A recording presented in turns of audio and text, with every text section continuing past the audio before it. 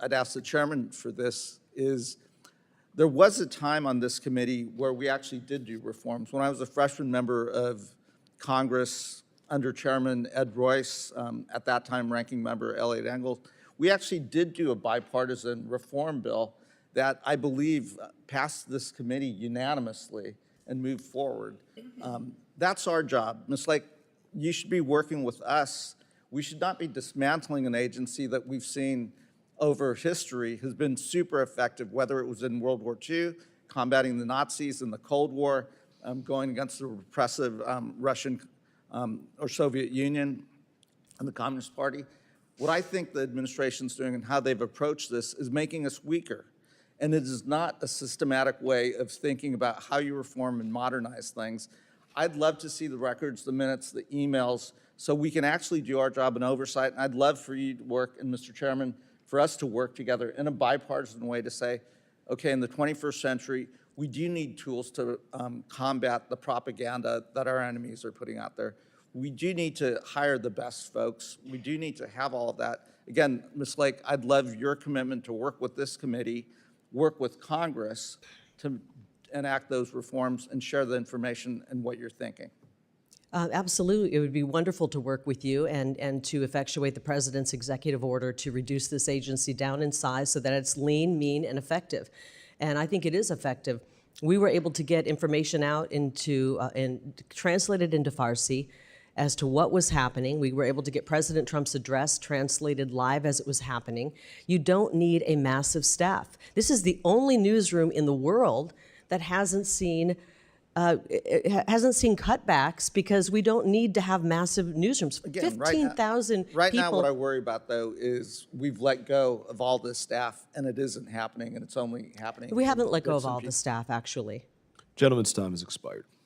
By the way, can I just mention something? I want to show you the newsroom, one of the newsrooms over at VOA. I don't know if you can see this. Empty. It's kind of a Where's Waldo. Can you spot the one person in there? Not from here. One person in the newsroom. And I know you're probably saying, yeah, thanks a lot, Kari. No, this was actually back during the Biden administration.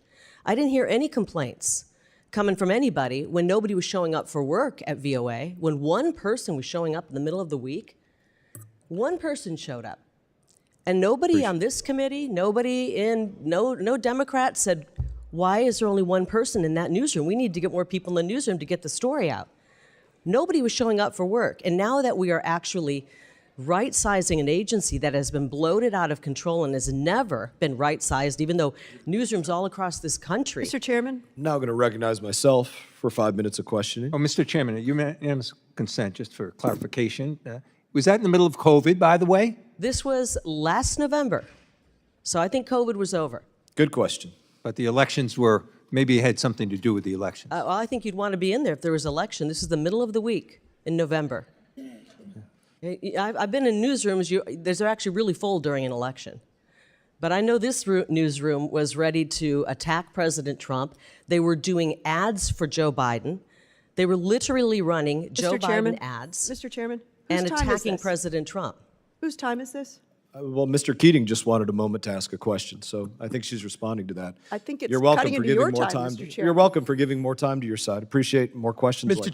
Mr. Chairman, like the gentleman, I have a clarification question. Please. If it was the middle of November, then to the gentleman's point, it was after President Trump had won, and those people were out because they were in mourning, because they were so partisan that they wanted to not be there. And I think he made a very good point, and I thank the gentleman. We digress. Can I actually just respond to that really quickly? I am actually going to recognize myself for 5 minutes now, as much as it's been a fun exercise with everybody.